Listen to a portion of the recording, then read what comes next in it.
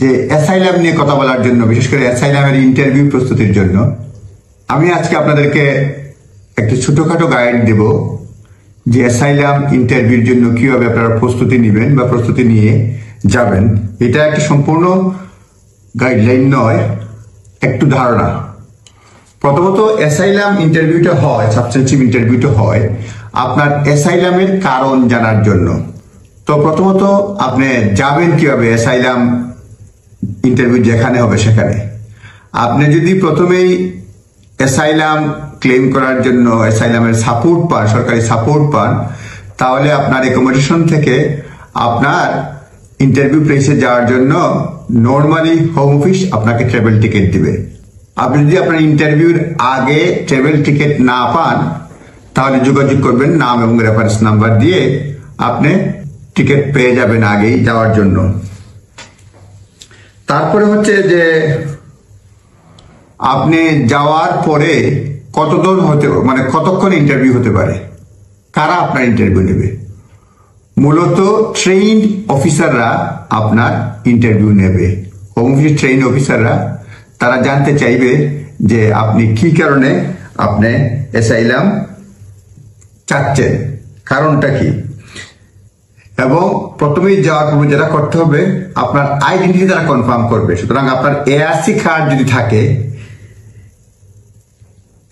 Application registration card, যেটা asylum যারা sick করে তাদেরকে দেয়, এটা সঙ্গে নিয়ে যাবে। আর অন্য কোনো আইডি যদি থাকে সেটাও সঙ্গে নিয়ে যাবেন।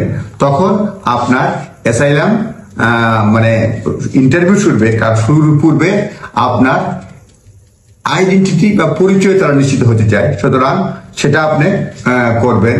এআরসি কার্ড নিয়ে যাবেন, সঙ্গে অন্য কোনো আইডি কার্ড থাকলে আপনি নিয়ে যাবেন।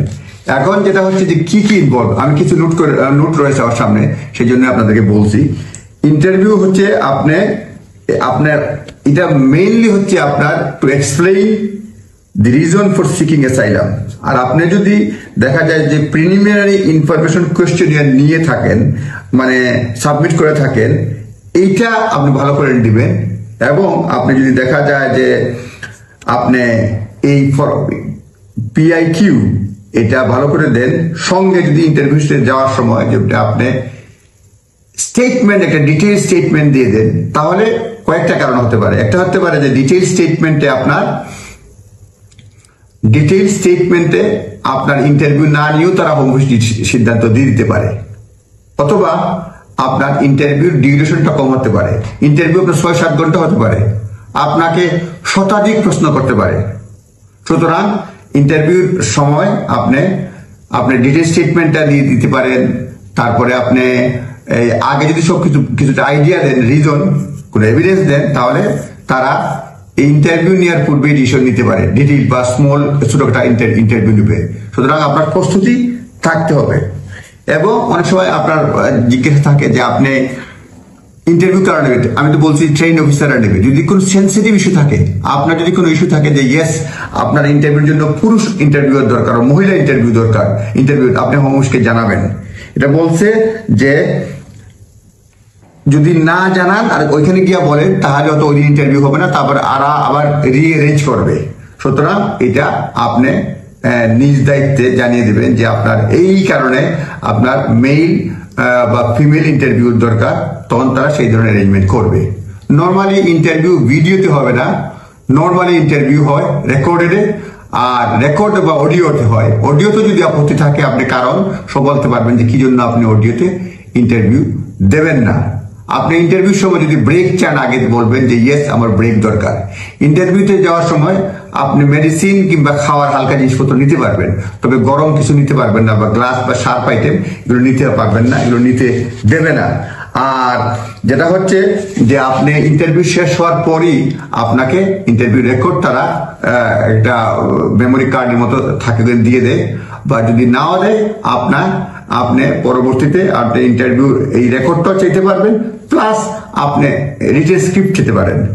এই রিটেন স্ক্রিপ্ট পাওয়ার পরে আপনার সলিসিটার বা লিগ্যাল রিপ্রেজেন্টেটিভ ফার্দার সাবমিশন দিতে হবে ডিটেইলস দিয়া। সেখানে রিটেন স্ক্রিপ্টে যদি ভুল থাকে সে ব্যাপারেও জানাতে পারবে। সুতরাং এটা সম্পূর্ণ নির্ভর করে আপনি কিভাবে প্রস্তুতি নিয়েছেন, আপনি সেজন্য অবশ্যই আপনি লয়ারের পরামর্শ নেবেন। আর নিজে তো কি অনেকে নিজেও করতে পারবেন, সেই জন্য হোম অফিসের সকল ডকুমেন্টস, ইমেইল আপনাকে ভালো করে পড়তে হবে, গাইডেন্স গুলো পড়তে হবে, নিজেই ভালো করে দিতে পারবেন। সবসময় যে আপনার লয়ার দরকার পড়বে সেটা কিন্তু নয়, তবে প্রস্তুতিটাই বড় জিনিস। এটা শুধুমাত্র একটা হালকা গাইডেন্স দেওয়ার, ছোটখাটো গাইডেন্স।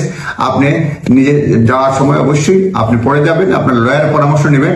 আর যদি ডকুমেন্ট নেন বাংলা বা অন্য কোনো ল্যাঙ্গুয়েজে থাকে, তাহলে আপনার মানে অথেন্টিক ট্রান্সলেটর দ্বারা আপনি ট্রান্সলেট করে তারপরে আপনি ডকুমেন্ট জমা দিবেন। আপনার নিজের ভাষায় যে ডকুমেন্টস আছে সেটা আপনি দিবেন না, অথেন্টিক দিবেন। এবং ট্রান্সলেট যিনি করবেন তিনি প্রফেশনাল হতে হবে, লাইসেন্সধারী হতে হবে, এবং সেটা অথেন্টিকেশন স্টাম্প থাকতে হবে। সুতরাং আপনি এটাই ইন্টারভিউতে, এটা আপনার সুযোগ। আপনি কেন ভয় পাচ্ছেন?